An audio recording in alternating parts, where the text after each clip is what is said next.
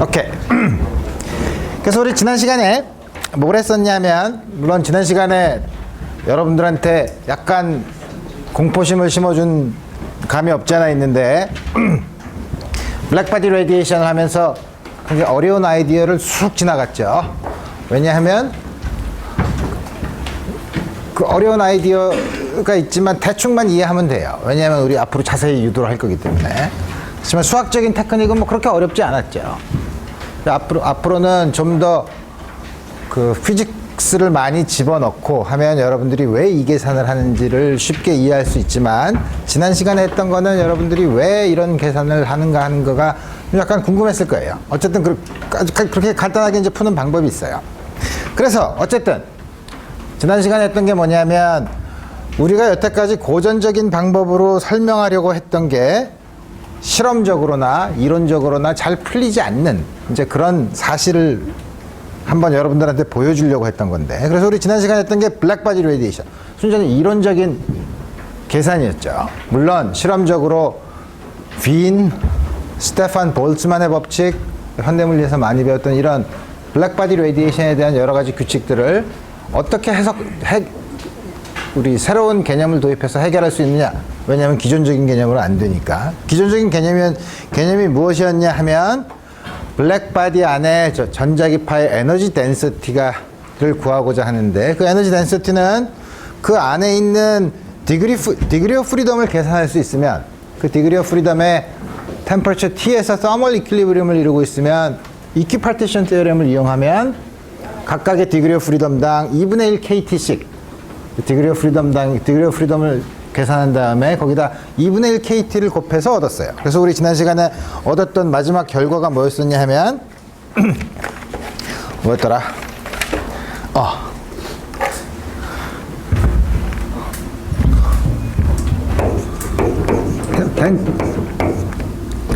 단위 프리퀀시당 템퍼처 T에서 서멀 이퀄리브리엄을 이루고 있을 때 에너지 덴시티는 C 3승분의 8파이 U 스퀘어드 KT. 다음과 같이 구했죠.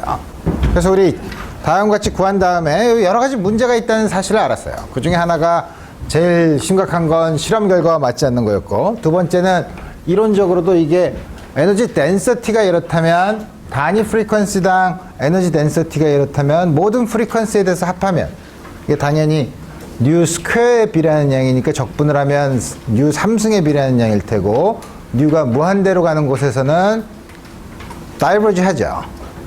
그래서 우리 이런 걸 울트라바이올렛 다이버전스라고 해요. 그래서 문제가 있다 이거예요. 그래서 우리 플랑크가 다시 계산한 걸 돌아보면, 지금 우리가 본 것처럼, 지난 시간에 우리가 한 것처럼 원 페이지 캘큘레이션이에요. 그 안에서 뭔가 다른 게 없어요. 뭐 틀릴 게 없죠. 고전적인 레일레이 주인스 포뮬러가 틀릴 게 없어요. 그래서 고민하다가 그 중에서 제일 파고들 수 있는 게 하나가 뭐냐 하면 이퀴파티션 테오렘이에요. 여러분들이 이퀴파티션 테오렘을 일반 물리 시간에 대략 배웠지만, 조금 아까 얘기한 것처럼 서멀 이퀄리브리엄에 있을 때 디그리 오브 프리덤당 2분의 1 KT만큼의 에버리지 에너지가 있다고 했는데, 이퀴파티션 테오렘은 특별한 조건이 있어요. 디그리 오브 프리덤이 컨티뉴어스 할 경우에요. 디그리 오브 프리덤이 컨티뉴어스 하다는 건 무슨 뜻이냐면, 예를 들면 카이네틱 에너지 2분의 1 mv 제곱, velocity v는 아무 값이나 가질 수 있죠. 컨티뉴어스는 아무 값이나 가질 수 있죠. 그러니까 그런 가질 수 있는 디그리 오브 프리덤이 연속적으로 변할 수 있는 디그리 오브 프리덤이 있을 때 이퀴파티션 테오렘을 쓸 수 있다 이거예요. 이게 여태까지 드라이브한 것 중에 유일하게 빠져나갈 수 있는 루프홀이에요. 그래서 플랑크는 그걸 바꾸려면 이퀴파티션 테오렘이 적용되지 않는 시스템을 도입하면 되죠. 그래서 아무 이유 없이 순전히 재미로, 그러면 일렉트로마그네틱 웨이브가 가질 수 있는 에너지가 컨티뉴어스하게 가지지 않고 디스크리트한 값을 가지면 어떻게 되냐. 디스크리트한 값을 가진다는 게 뭐냐 하면, 미니멈, 주어진 프리퀀시에서의 미니멈 에너지가 존재한다고 가정을 하는 거예요. 미니멈 에너지가 얼마냐면 프리퀀시에 비례하고, 그건 우리 전자기파에서 우리 많이 했던 아이디어고, 비례상수 플랑크가 도입했어요. 아주 작은 상수예요. 그래서 플랑크 상수 H가 있죠.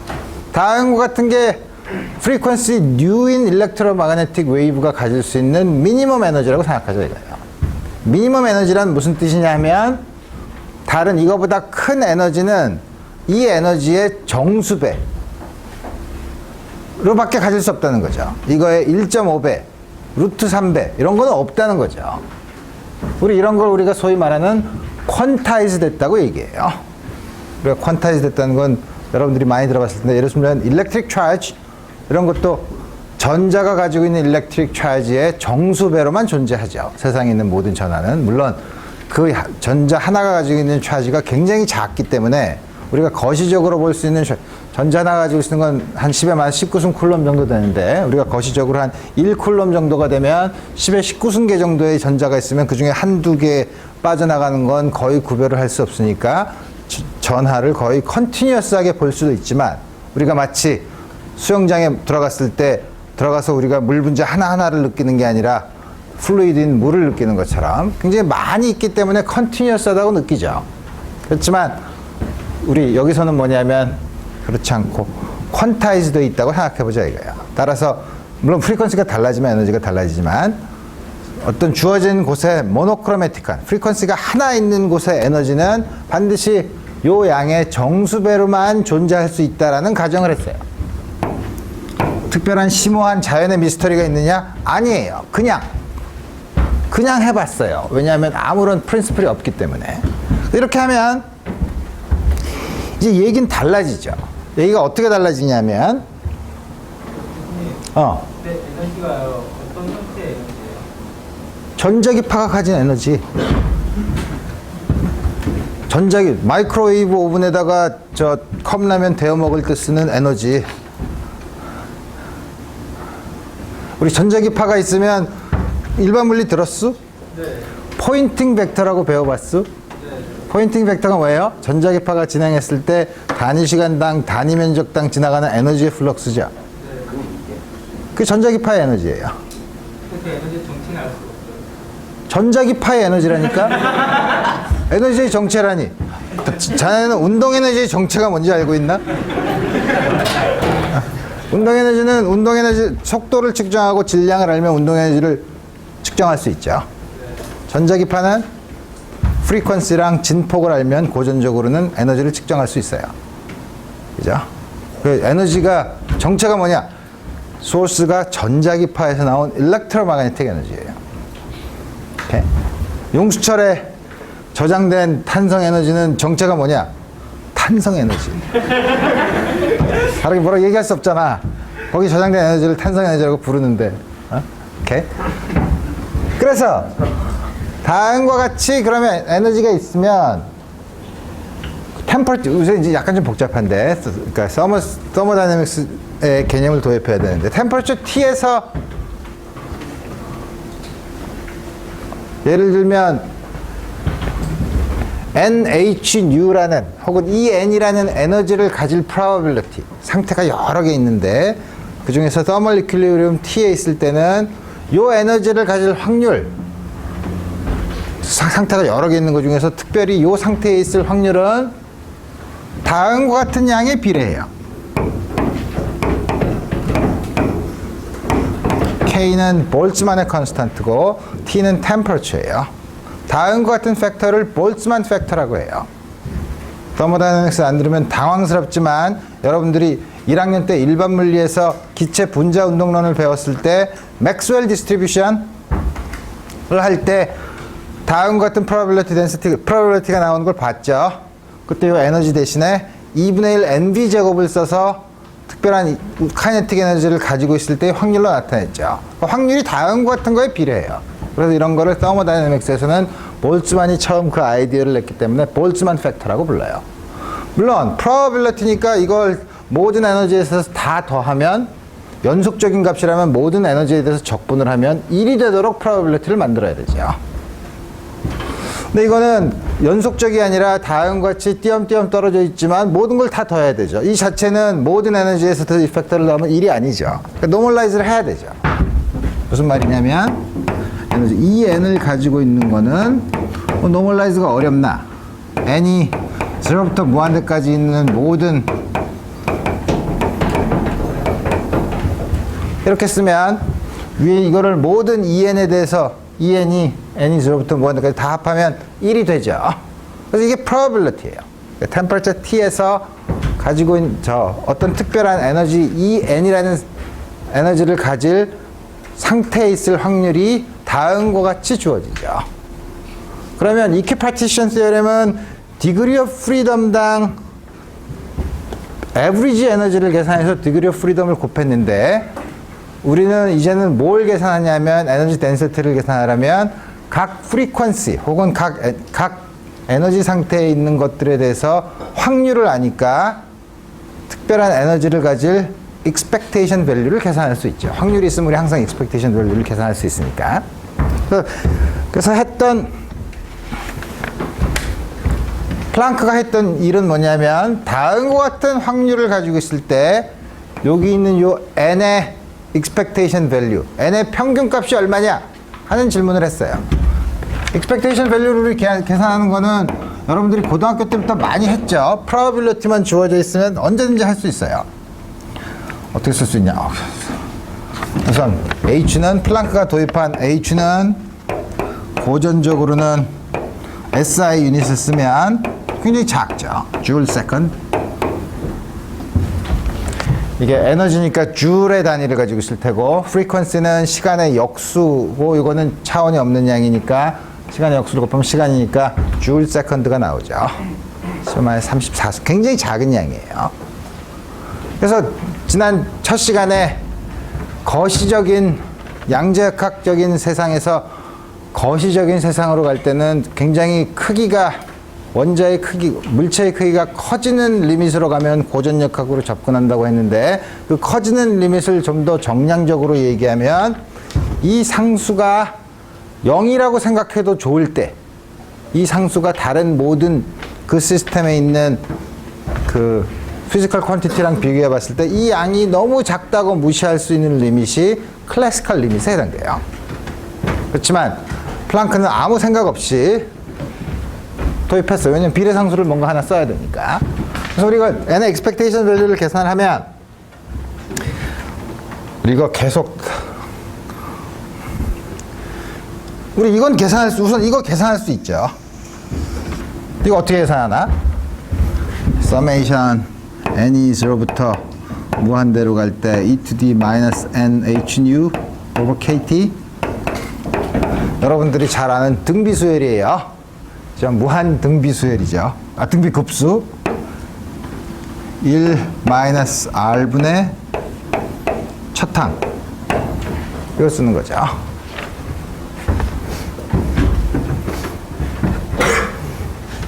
그래서 이거를 계산을 하면 우리 이거 다 쓰기 귀찮으니까 hnu over kt는 계속 나오니까 우선은 요거를 알파라고 놓고 n의 expectation value를 계산하면 이거 어떻게 계산하죠? 분모가 e to the minus n 알파 분자는 n 곱하기 e to the minus n 알파 이거 계산하면 되죠. 이건 우리 쉽게 계산했죠. 이거 계산하려니까 약간 신경을 써야 되죠. 그렇지만 이럴 때 흔히 쓰는 트릭이 있어요. 분모의 로그를 취하고 잘 보면 요 밑에 있는 식을 알파에 대해서 미분하면 분모를 알파에 대해서 미분하면 엑스포넨셜 팩터에서 n이 나오죠. 그럼 분자에 있는 식에 비례하죠. 그죠? 그래서 뭐냐면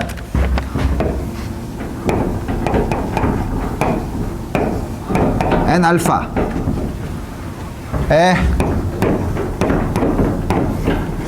다음과 같이 쓸 수 있죠. 뭐냐면 요 양은 차원이 없는 양이니까 로그를 붙일 수 있어요. 로그를 붙인 다음에 이걸 미분을 하면 우리 잘 아는 미분의 룰 로거리즘의 미분을 보면 요게 분자에 들어가고 요거를 알파에 대해서 미분한 양을 분자에다 쓰면 되죠. 마이너스 n이죠. 근데 우리 n을 구하고 싶으니까 앞에 어디셔널 마이너스 n을 붙이면 돼요. 자, 우리 이거 계산했어요 벌써. 이거의 로그를 취한 값을 알파에 대해서 미분만 하면 돼요. 그다음에 나머지 결과를 알파에다가 다시 요 값을 집어넣으면 되죠. 그래서 우리 그걸 계산해보면 조금 아까 본 것처럼 로그 이거죠. e to the 마이너스 알파 분의 1이죠. 근데 로그 이것분의 1은 어디셔널 올리면 분자분모를 바꾸면 플러스가 되니까 이거죠. 계산을 너무 쉽게 할 수 있죠. 계산하면 마이너스 알파 이거를 미분해야 되는데 e to the 마이너스 알파를 알파에 대해서 미분하면 e to the 마이너스 e to the 마이너스 알파 마이너스까지 해서 알파 분자분모에다 e to the 알파를 곱하면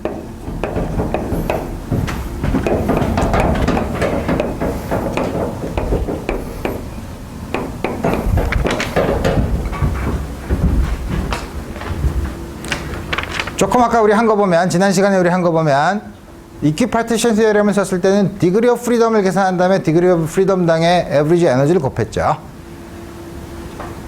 n의 expectation value를 계산했던 게 뭐예요? 그러면 에버리지 에너지를 계산할 수 있죠. 에버리지 에너지가 뭐죠? n의 expectation value에다가 hnu를 곱하면 되죠. 에너지 expectation value죠. 에너지 expectation value에 디그리 오브 프리덤을 곱하면 되죠. 그래서 이퀴파티션 시어럼을 쓴 결과랑 다시 말하면 컨티뉴어스한 디그리 오브 프리덤의 경우랑 다음과 같은 디스크리트한 디그리 오브 프리덤의 결과는 다음과 같이 차이가 나더라 이거예요. 그 차이가 난 결과를 플랑크가 유도한 식을 보면 UT는 디그리 오브 프리덤을 우리가 계산한 박스에다 집어넣고 계산한 식이 다음과 같은 양.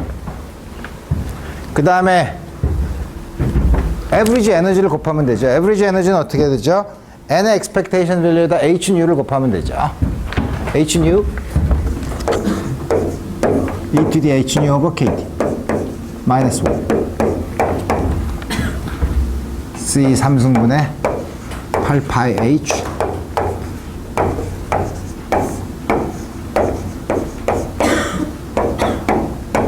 다음과 같은 결과를 얻었어요.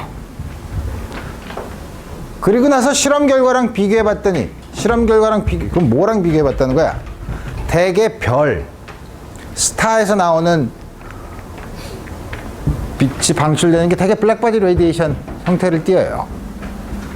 또 우리가 용광로에서 아주 높게 계속 가열을 해서 쇠를 녹이면 그 템퍼러처에 따라서 색깔이 달라지죠. 그것도 나오는 빛은 거의 블랙바디 레디에이션에 가깝게 나와요. 그래서 그런 거를 전부 다 비교해 보면 정말 잘 맞아요. 되게 우리가 할 때는 실험의 디텍터의 억셉턴스 레벨을 따지고 여러 가지 보정을 해야 되지만 앞에 있는 노멀리제이션 정말 잘 맞아요. 그래서 플랑크 자신도 깜짝 놀랐죠. 내가 한 건 에너지를 퀀타이즈 한 거밖에 없는데 왜 실험 결과랑 맞는 결과가 나올까? 그때는 이게 발표한 게 1900년대 초예요. 양자역학이 아직 전혀 수식화되지도 않았던 때라 이 사람은 단지 재미로 한번 일렉트로마그네틱 웨이브의 에너지가 퀀타이즈 돼 있으면 어떤 일이 일어나는데 하고 계산해 봤을 뿐이에요. 다음과 같이 나오죠. 그래서 보면 우리 지난번에 계산했던 클래시컬하게 계산했던 거는 조금 아까 말한 것처럼 이거를 그럼 모든 프리퀀시에서 나온 토탈 에너지는 얼마냐고 하면 토탈 에너지 이게 단위 프리퀀시당의 에너지 덴시티를 얘기하니까 모든 프리퀀시에 대해서 합한 에너지 덴시티 토탈 에너지 덴시티는 얼마냐 다이버지 한다고 했죠. 이건 그럼 다이버지 하지 않는다고? 여기는 U 제곱보다 더 심각하게 U 3승인데 밑에 엑스포넨셜 팩터가 있죠. 엑스포넨셜 팩터는 특히 안에 있는 베리어블이 크면 클수록 모든 폴리노미알을 압도하죠. 큰 경우에는. 그러니까 틀림없이 굉장히 빨리 0으로 가는, 뉴가 무한대로 갈 때 빨리 0으로 가는 함수예요. 그러니까 이걸 적분하면 파이나이트하게 될 가능성이 굉장히 많죠. 가능성 가지고 우리 하진 않으니까. 첫 번째, 다음과 같은 결과에 대한 물리적인 해석을 보면 토탈 에너지 덴시티니까 per unit volume. 이때 토탈 에너지라는 거는 이거는 단위 프리퀀시당의 에너지 덴시티였는데 이제는 모든 프리퀀시에 대해서 합한 걸 보겠다는 거예요. 당연히 토탈 에너지 덴시티는 C3승 모든 프리퀀시에 대해서 썸을 하려니까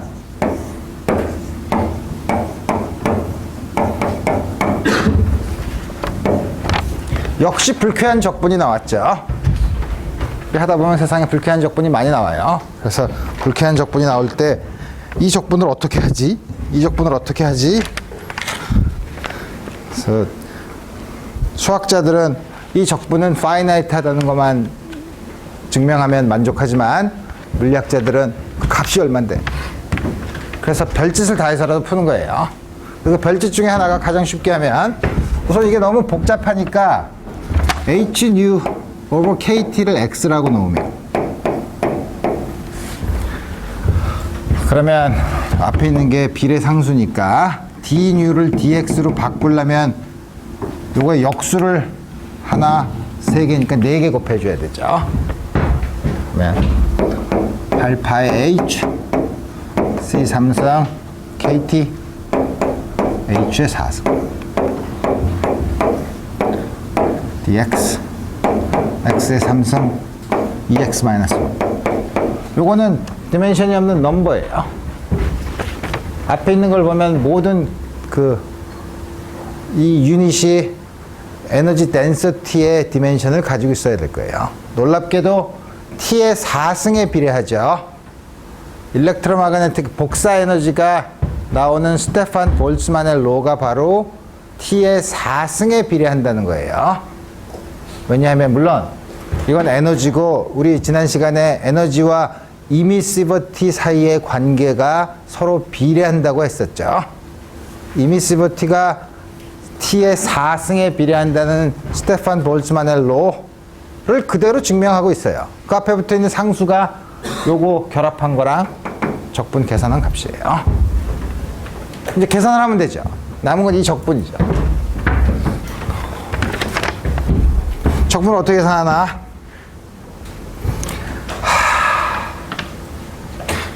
이거는 오케이. 그러면 분자 분모를 요게 분자 분모에다가 2의 마이너스 x승을 곱하면 물론 x 3승이죠. 우리가 x가 0부터 무한대 사이니까 이게 모든 적분영역에서 물론 0일 땐 그렇지만 모든 적분영역에서 뭐더라? 1보다 작죠. 그죠? 1보다 작으면 이거 어떡하죠? 파워 시리즈 익스펜션을 해요. 밑에 있는 거 테일러 시리즈 익스펜션을 할 수 있죠. 테일러 시리즈 익스펜션 하면 어떻게 되죠? 이게 밑에 있는 이걸 보면 어디서 많이 본 거예요. 뭐죠? e to the 마이너스 nx를 인피니트 시리즈가 나왔을 때 더한 결과랑 같죠. 1-r분의 1에 해당되는 양이죠. 그러니까 이건 뭐냐면 뭐랑 같냐면 뭐랑 같나?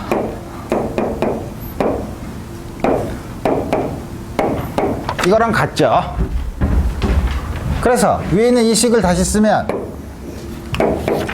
먼저 간단하게 해볼까? 8파이 k 4승 h c 3승 t 4승 하고 이거 적분하면 되죠. 적분을 따로 할까? 적분을 하면 요거만 따로 쓰면 summation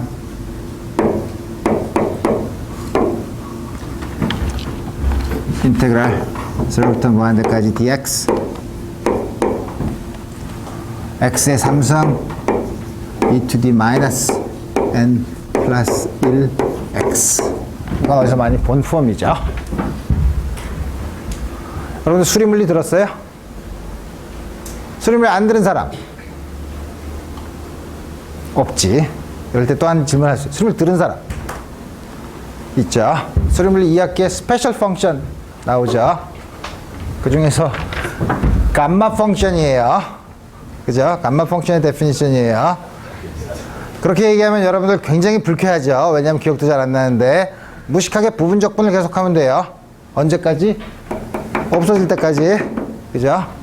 어쨌든 물론 이 적분을 할 때 여러분들이 조심해야 될 게 있어요. 뭘 조심해야 되냐면 인테그럴과 서메이션 사인을 바꿨죠. 바꿀 수 있냐 이거예요. 시리즈의 인테그란드가 컨버지 할 경우에는 두 개를 바꿀 수 있어요. 함부로 바꾸진 못해요. 하지만 다음 같은 경우에는 엑스포넨셜 팩터가 워낙 빨리 잘 무한대로 갈 때 잘 0으로 가기 때문에 다음과 같이 순서를 바꿀 수는 있어요. 이거 계산할 때마다 이 과정을 반드시 확인해야 돼요. 여기선 돼요. 이거 계산을 하면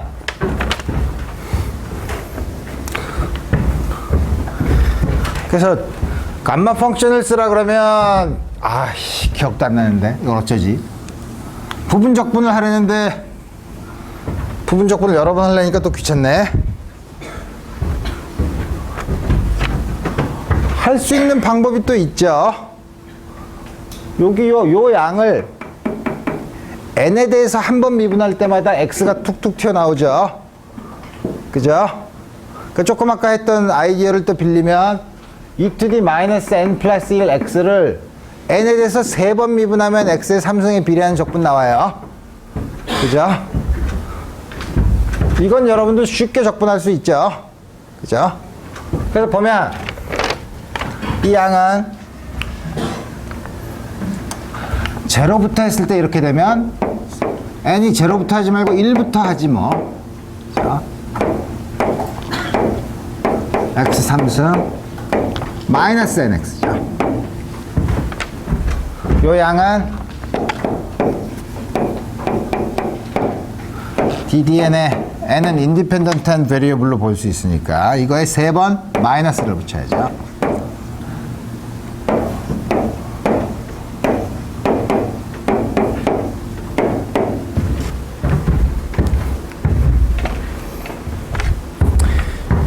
이게 얼마죠? 이제 쉽게 계산할 수 있죠. 얼마? n분의 1이에요. 적분하면 마이너스 n분의 2 to the 마이너스 nx인데 무한대를 집어넣으면 0이고 제로를 집어넣으면 1이니까 n분의 1이에요. 그죠? n분의 1. 마이너스가 3번 있는 건 마이너스면 되니까 n분의 1을 3번만 미분하면 돼요. 한 번 미분하면 마이너스 n제곱분의 1. 두 번 미분하면 2 나누기 n 세제곱. 세 번 미분하면 마이너스 6 나누기 n의 4승.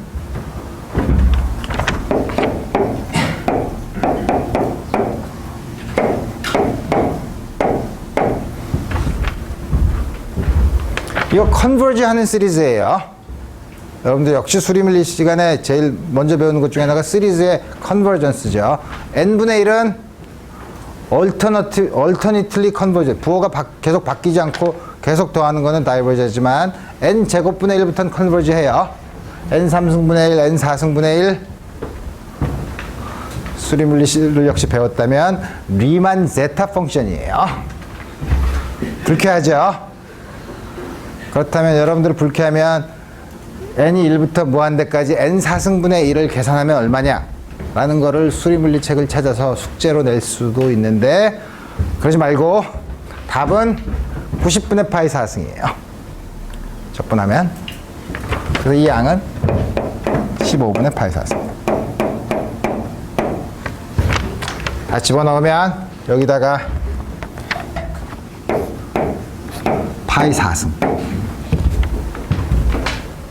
다음과 같이 구할 수 있죠. 토탈 에너지 덴시티가 finite예요. 그 다음에 t의 4제곱에 비례해요. 그러면 우리 probability density, probability가 나왔으면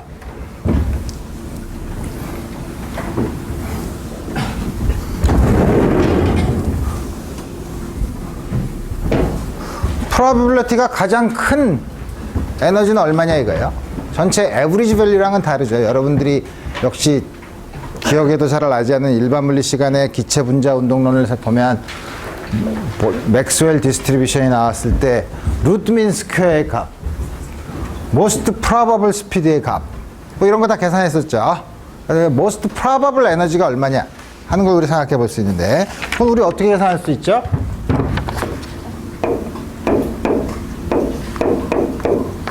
이거 계산하면 되죠.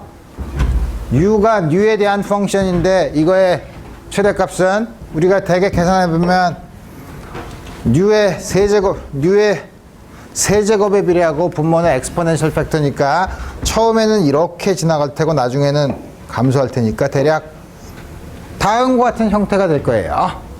그러면 가장 probable한 이 값은 이 펑션의 기울기가 0인 점만 찾으면 되죠. 0과 무한대인 경우에는 물론 기울기가 0이겠지만 이거는 우리 특별히 관심이 없는 곳이고, 이걸 보면 되니까 이거는 계산을 해보면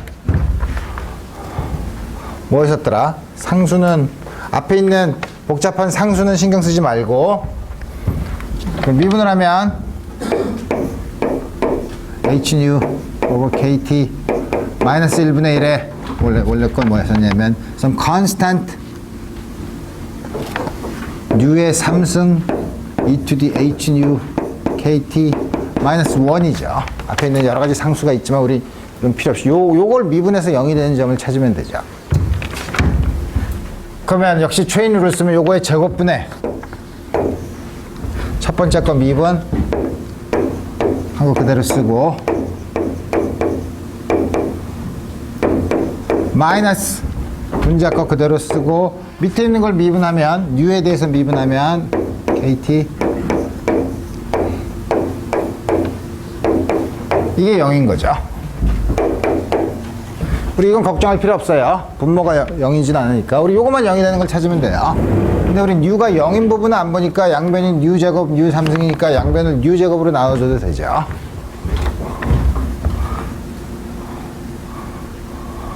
그 다음에 또 hnu over kt가 자꾸 나오네. hnu over kt를 아까 알파라고 썼었죠. 그러면 3배 2의 알파 마이너스 1 마이너스 알파 e to the 알파 e to the 이렇게 쓰면 3 마이너스 알파 e to the 알파는 3.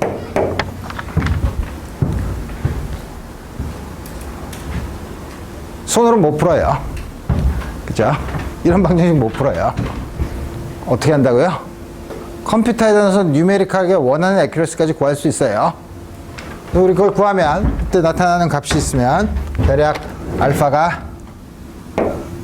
계산을 하면 2.82 이렇게 나와요. 그래서 보면 그 나오는 맥시멈의 이 값이 hnu over kt. 근데 new는 u 곱하기 람다가 c니까 우리 람다로 표현하면 c 1 over 람다.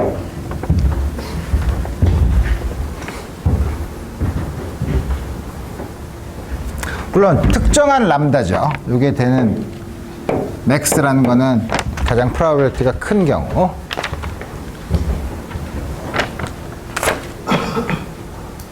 아니지.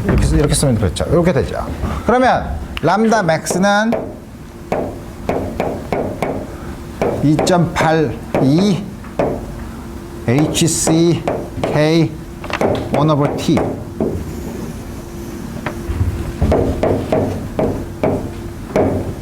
some constant B라고 쓸 수 있죠.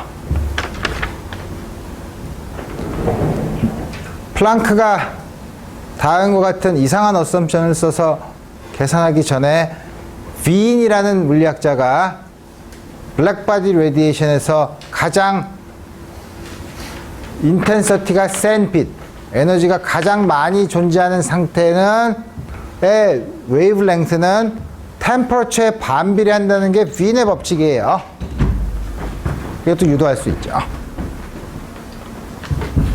그 앞에 상수도 구할 수 있죠. 자, 그러면 우리 여러 가지 항상 주어진 디스트리뷰션이 있으면, 보통 주어진 함수가 있으면 그 함수의 여러 가지 성질을 보는 게 바로 우리가 피직스를 한다고 얘기해요. 우리 물리학자와 수학자가 다른 점이 그거예요. 수학자는 자, 2차 미분 방정식이 있다. 이거 해가 존재하냐? existence theorem. 그 해가 유일하냐? uniqueness theorem. 이거 증명하면 그 사람들은 식 안 풀어요. 근데 물리학자는 이거는 솔루션이 존재하고 유니크하대. 근데 어떻게 생겼는데? 라고 물어봐요, 우리는. 어떻게 생겼냐고 물어보는 거예요. 그래서 그거를 보려고 하면 이제 우리 여러 가지 짓을 해봐야 되겠다 이거예요. 그래서 우리가 가지고 있는 에너지 덴시티에 대한 여러 가지 특성을 다음과 같이 살펴봤고, 또 다른 여러 가지 리밋을 생각해 보자 이거예요. 다른 리밋이 뭐냐 하면, 다시 에너지 덴시티를 써보면, 우리 이제부터 피직스를 하는데, 뉴 T가 8파이, 쓰다 보니까 또 까먹었네. 이렇게 기억력이 나빠서야.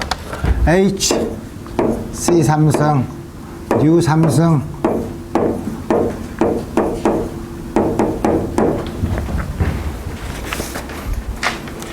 다음 같은 거에 피직스를 볼 때는 뭐냐면 프리퀀시가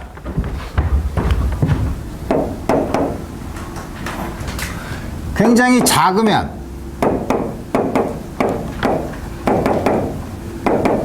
작다는 게 뭐냐면 여기 프리퀀시가 있으니까 엑스포넨셜 팩터 중에 여러 가지 상수가 있지만 프리퀀시가 굉장히 작아서 Hν over KT가 1보다 굉장히 작은 경우, 우리 그때를 우리가 로우 프리퀀시 리밋이라고 생각해요.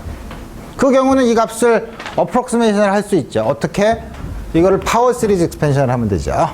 파워 시리즈 익스펜션 하면 처음에 텀이 1 캔슬이 되고 첫 번째 텀이 요양이죠. Hν over KT죠. 그때 어떻게 되냐면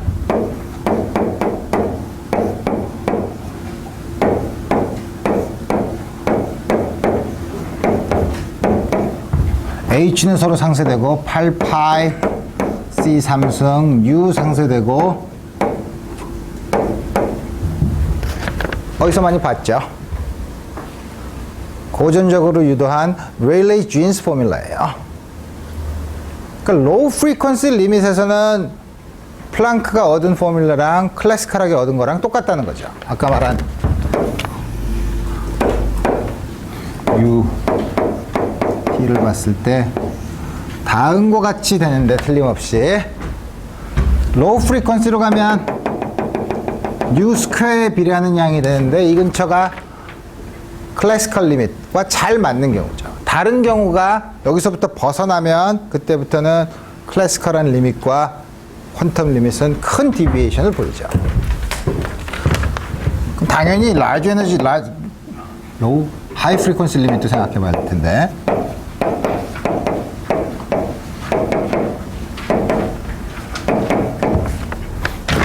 내가 거꾸로 했나? 하이 프리퀀시 리밋은 이게 굉장히 크니까 이를 무시하면 되죠.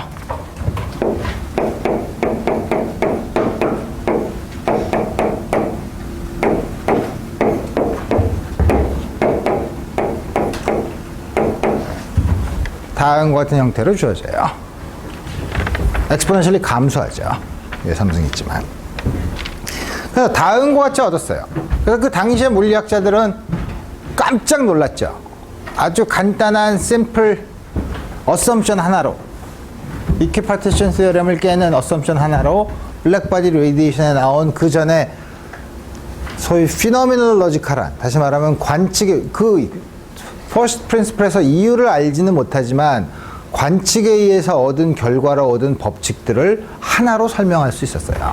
마치 갈릴레오 혹은 케플러 법칙을 뉴턴이 뉴턴의 운동 법칙으로 다 설명할 수 있듯이, 그래서 사람들이 이 어썸션은 받아들이기는 어렵지만 there must be something in it. 그 감이 들어오기 시작하는 거죠.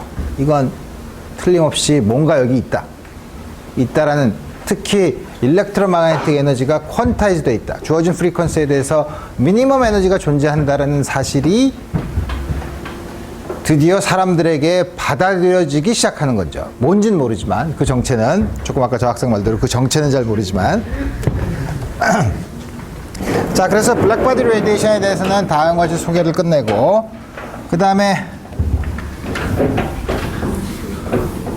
하이드로진 애텀, 보어 애텀에 대해서 얘기하는데,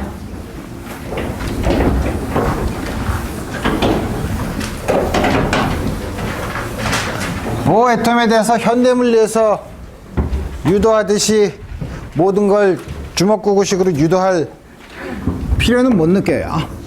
하지만 그때 하이드로진 애텀은 가장 간단한 원자 모형이에요. 왜냐하면 프로톤 하나, 전자 하나.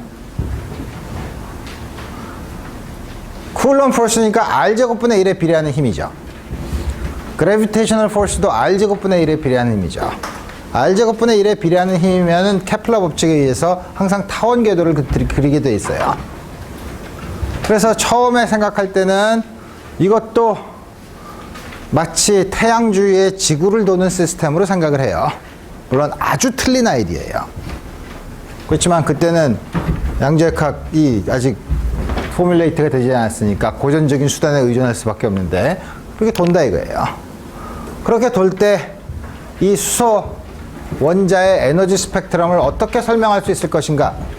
왜 그 얘기를 했냐 하면, 다음과 같은 수소 원자에 대한 모형이 있기 전에, 꽤 오래 전에, 한 1세기 전부터 소위 말하는 광학적인 특성, 원자들의 광학적인 특성에 대한 설명은, 관측은 굉장히 오랫동안 이루어져 있어요.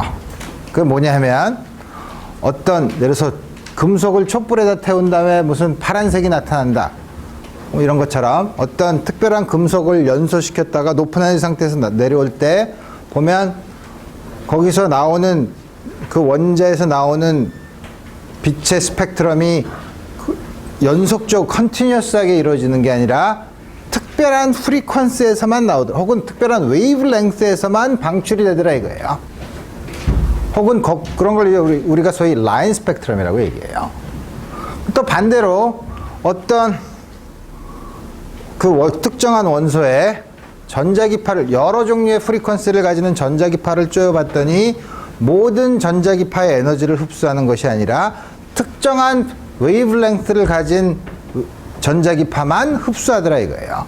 흡수하는 웨이브랭스랑 방출하는 웨이브랭스랑 똑같아요. 높은 에너지에서 떨어질 때랑 낮은 에너지에서 올라가면서 흡수할 때랑 스펙트럼이 똑같아요. 라인 스펙트럼들을 굉장히 정확하게 잘 측정을 했어요. 그런 걸 우리가 소위 스펙트로스코피라고 해요. 그건 굉장히 잘 측정이 되어 있는데, 잘 측정이 되어 있어서 그 여태까지 마치 케플러 법칙처럼 사람들이 모았던 경험적인 관측을 보면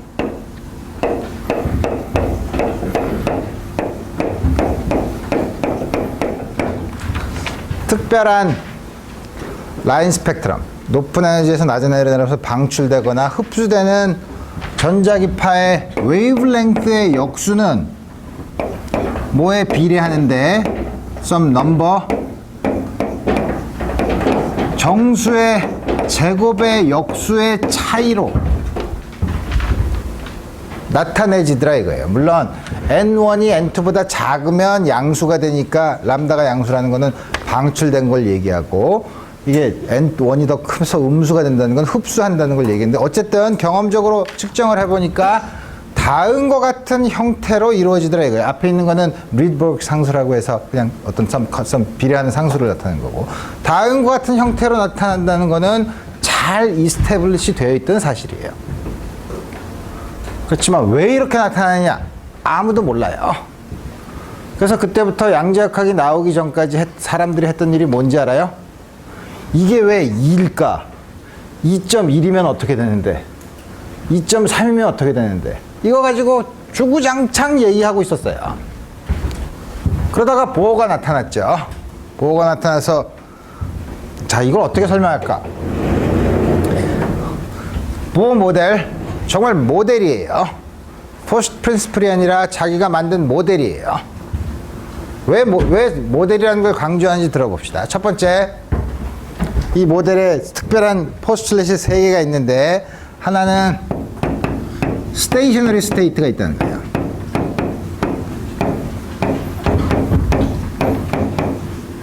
어떤 특정한 에너지를 가진 상태가 존재한다는 거죠.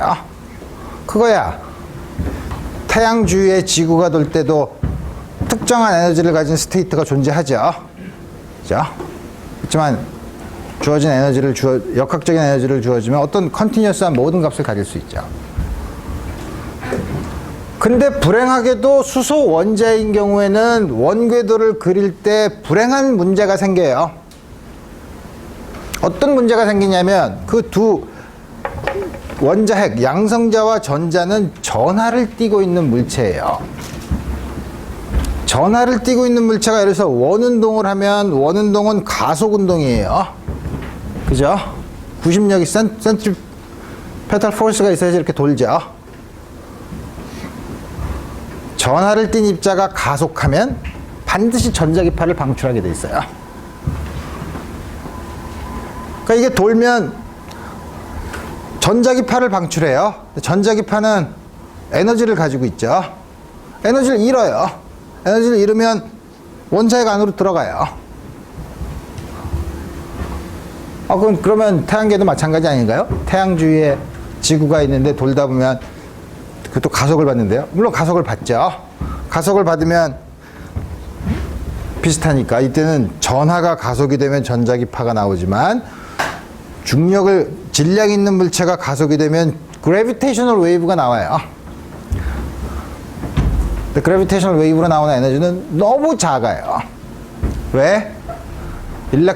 전하를 띤 입자들은 플러스 마이너스 반대 전하를 가지고 있기 때문에 일렉트릭 다이폴이 생길 수 있어요. 일렉트릭 다이폴 레디에이션이 가장 세요. 중력을 가진 질량은 마이너스의 질량이 없어요. 그죠?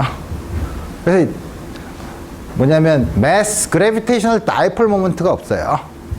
그 다음 quadrupole moment부터 시작하는데 그 에너지는 너무 작아요. 그래서 우리 그건 무시할 수 있어요. 하지만 전하를 띤 입자가 가속을 하면 전자기파를 방출하면서 에너지를 잃고 원자핵 안으로 들어와요. 들어올 때 걸리는 시간이 약 10의 마이너스 9승 세컨드 정도 돼요.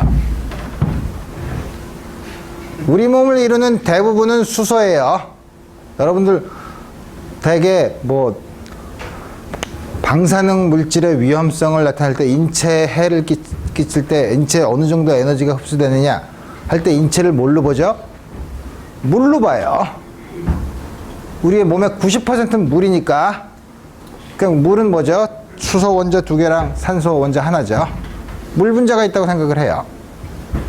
그래서 우리 물체를 구성하고 있는 원자들의 전자들이 순식간에 빨려들어서 원자를 이루지 못하면 이런 거를 왜 그럴까라고 설명할 수 있는 우리가 존재할 수 없죠. 그런 걸 소위 엔트로픽 프린시플이라고 해요. 엔트로픽 프린시플이 뭐냐면 우주가 빵 터져서 어떻게든 그 가스들이 모여서 별을 만들고 별 주위에 행성이 있고 행성에 생명체가 있어서 이 우주가 어떻게 생겼을까를 생각하는 존재가 있어야 된다는 원리 엔트로픽 프린시플이에요. 엔트로픽 프린시플에 어긋나죠. 왜냐하면 우리가 있다는 사실이 그 사실을 벌써 반증하고 있으니까. 그래서 보어는 있다고 쳐 라고 한 거예요. 그래서 안 맞는 불쾌한 포스툴리트예요. 두 번째, 여기서 나오는 에너지를 전자기파를 방출하는 것은 다음과 같은 스테이셔너리 스테이트, 특정한 에너지를 가지고 있는데 특정한 한 에너지를 가진 상태에서 다른 에너지 상태로 내려갈 때 그 두 상태의 에너지 차이에 해당되는 전자기파를 방출한다는 거예요. 에너지가 높은 데서 내려오면 전자기파를 방출하고 낮은 데서 높은 데로 가면 그 에너지 차이만큼의 전자기파를 흡수해서 올라간다는 거죠. 마지막으로 세 번째는 두 번째가 트랜지션.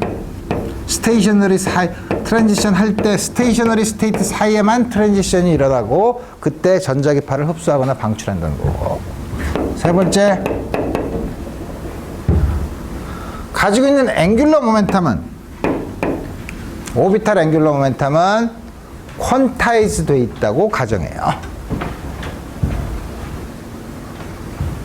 우리가 아까 H가 앞에 있는 숫자는 모르지만 단위가 줄 세컨드였죠. 그죠?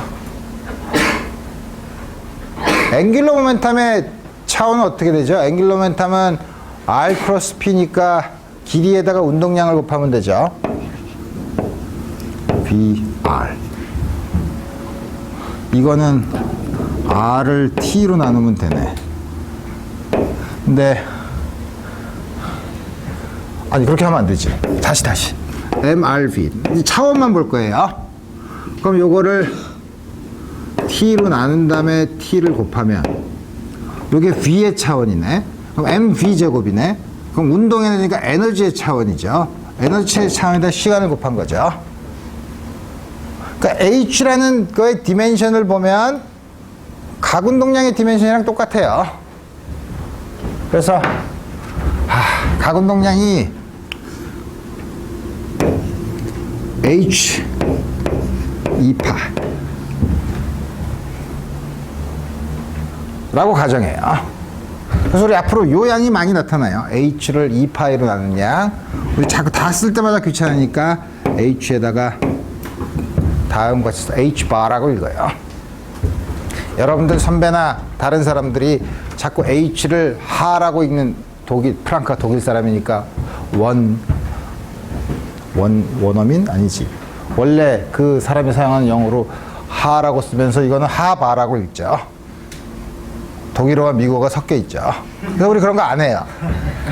되게 여러분들이 쓰는 많은 용어 중에서 잘못 쓰는 게 뭐가 있냐면 이거 그래서 우리 H바로 읽어요.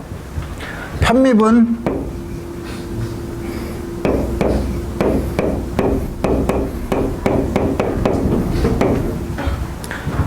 그 사람들이 이상하게 라운드라고 읽어요. 우리 그렇게 안 읽어요. 그럼 어떻게 읽는데요? DF, DX라고 읽어요. 그럼 그걸 어떻게 구별하냐? 컨텍스트에서 구별해요. 우리 말 중에서도 그런 말 많죠. 창으로 창을 뚫으니 창구멍이냐, 창구멍이냐. 눈에 눈이 들어가니 눈물이냐, 눈물이냐. 컨텍스트에서 우리 아는 거예요. DF, DX라고 하면 파셜 아니면 정 구별하고 싶으면 이건 파셜 데리버티브라고 얘기하면 되는 거죠. 내 학생을 그걸 버릇을 바꾸느라고 며칠 걸렸는지 모르겠네. 어쨌든 자 그러면 이 아이디어가 왜 나왔냐 하면 물론 그 전에 드브로이나 이런 여러 사람들이 소위 뭐 매터 웨이브 뭐 이런 여러 가지 얘기가 있어요. 그렇지만 어쨌든 다음과 같이 이상한 마치 플랑크가 블랙바디 레디에이션을 봤을 때 뭐였더라? 에너지가 퀀타이즈 되어 있다는 것처럼 여기서도 퀀타이즈 된 양을 하나 도입을 하면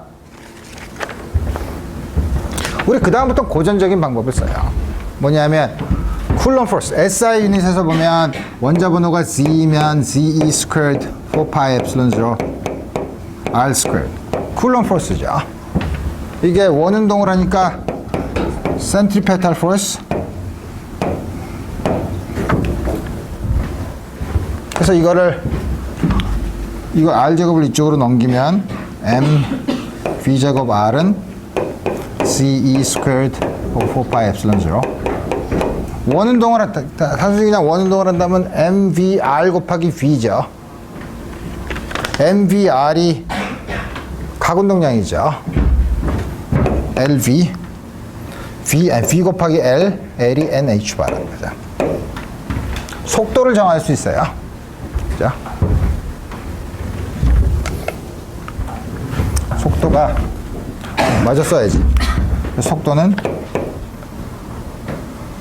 CE squared 4pi epsilon 0 1 over h bar. R은 그렇게 하고 나니까 속도가 컨티뉴어스한 값이 아니라 물론 n은 0부터 0, 1, 2, 3으로 가는 인티저고 속도가 퀀타이즈 돼 있죠. R은 여기다 집어넣으면 구할 수 있어요. 여기다 집어넣으면 V를 아니까 넘겨서 R에 대해서 풀면 CE squared 4pi epsilon 0 M 1 over M V제곱의 분의 1이니까 이거 역수를 쓰면 되죠. 4pi epsilon 0 CE squared의 제곱 N squared H bar squared 쓰면 서로 약분이 되니까 이거는 요거 역수가 들어가 있으니까 제곱이 들어가 있으니까 4pi epsilon 0 1 over M N squared H bar squared 전체 역학적인 에너지는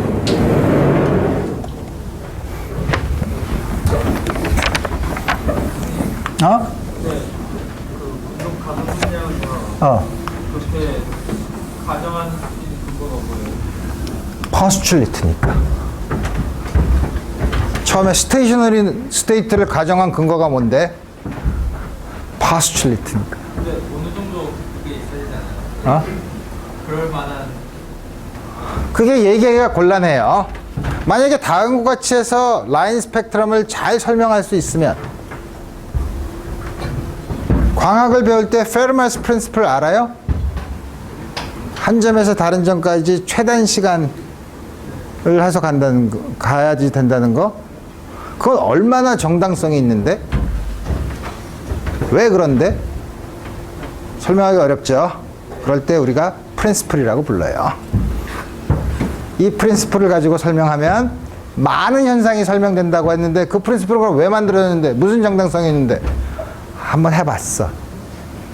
잘 맞아. 그럴 때 우리가 그거를 프린시플이라고 불러요. 세상에 프린시플 많이 있어요.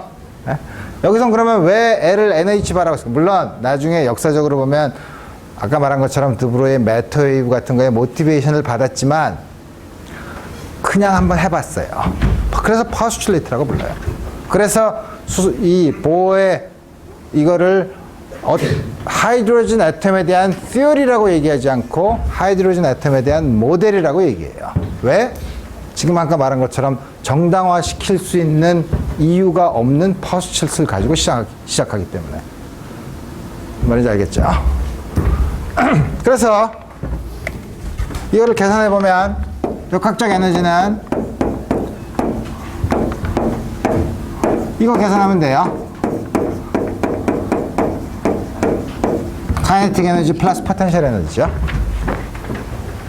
계산을 다 복잡하게 할 수도 있지만 다 했으니까 집어넣으면 요거는 여러분들이 쉽게 유도할 수 있는 거니까 내가 그냥 답만 쓰면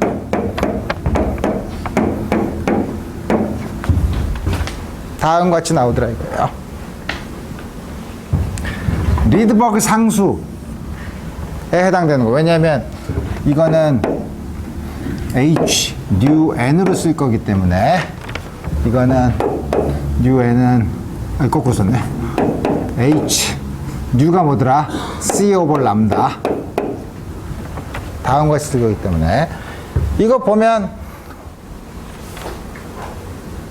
상수 곱하기 n제곱분의 1에 비례하죠.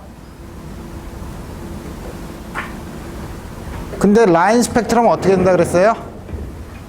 한 상태에서 n1으로 스페시파이 된 상태에서 n2로 스페시파이 된 상태로 에너지 디퍼런스에 해당된 만큼 빛이 나온다 그랬죠. n제곱분의 1의 디퍼런스에 해당되는 거를 잘 유도했어요. 라인 스펙트럼을 유도할 수 있었죠. 그래서 역시 플랑크와 마찬가지로 모든 사람들이 와 그냥 있을 수는 없지. 노벨상 둘 다 노벨상을 받았어요. 근데 지금 아까 한 학생이 저렇게 질문한 것처럼 왜 이렇게 놔야 되는데 아무런 개런티가 없어요. 왜? 이 보어 모델이나 블랙바디 플랑크가 설명할 때는 이 작은 스케일에서의 피직스를 다루는 기본적인 티어리가 없었어요. 그러니 주먹국으로 붙이죠. 우리가 나중에 양자역학을 하게 되면 이런 원궤도를 그리면 우리 이런 얘기 안 해요. 원궤도라는 게 말도 안 되는 얘기예요. 그래서 지금 보면 어떻게 보면 우리가 이런 거를 소가 뒷걸음치다가 쥐를 잡은 격이라고 몇 개의 간단한 어썸션을 가지고 문제를 훌륭하게 풀었죠. 그래서 그 사람들이 그러면 이 안에 있는 언더라잉 프린시플이 뭐냐? 이 안에 있는 언더라잉 프린시플이 뭐냐? 그때부터 그래서 양자역학을 심각하게 연구하기 시작했어요. 지금까지는 소위 말하는 역사, 처음에 양자역학이 어떻게 시작되었는가를 특별한 두 이벤트를 얘기했어요. 물리학에서는 강의를 할 때 여러 가지 경로를 택해서 할 수 있지만 나는 역사적인 접근을 하는 걸 싫어해요. 그래서 이 두 개는 소개한 걸로 끝이에요. 나는 특히 양자역학을 강의할 때는 타임 플로우를 따지지 않고 로지컬 플로우를 따져요. 이제부터는 양자역학의 프린시플, 거기에 의해서 로지컬하게 따져보면 어떤 일들이 나타나는가에 대해서 설명할 거예요. 그러면 여러분들이 처음에 이 양자역학이라는 과목을 수강 신청을 할 때 과연 내가 양자역학은 물리학과에서 중요한 과목이랬는데 그리고 여태까지 있었던 고전역학이랑 다른 거를 모두 다 뒤집어 엎는 거라는데 이거를 어떻게 공부할 수 있을까? 자연의 미스터리가 아니고